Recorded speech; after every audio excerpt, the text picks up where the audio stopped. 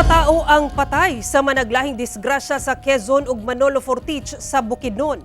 Nakaalerto si James Paulo Yap.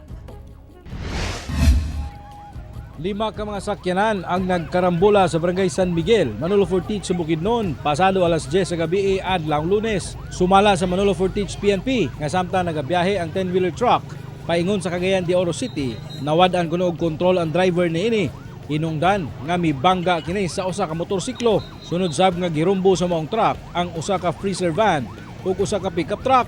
Damay sab ang elf nga nakaparada kilid sa kalsada. Isa ang namatay, dayon ang katong driver sa Isuzu freezer van mo namatay. Dayon sa motor, gi-repair pa siya sa Cagayan karon. At the same time katong driver sa Fuso truck. Sa pagkakaroon ginahulat pa kuno ang kabanay sa namatay nga driver sa freezer van. Samtang patay sab ang usa ka driver sa L300 van ug ang helper sa freezer van diyang nahulog kini sa pangpangabahin sa overview sa barangay Palakapaw, Quezon, Bukidnon. Pasado alas 5 sa hapon adlawng Lunes, may gawa sa investigasyon sa kapulisan nga paingon unta sa sentrong bahin sa Quezon, Bukidnon ang duha ka mga sakyanan.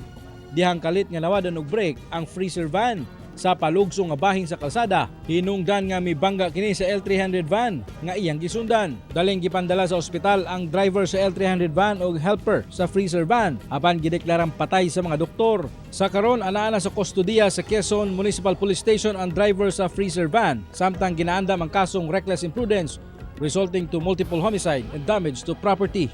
Ako si James Paulo Yap, 1 Mindanao.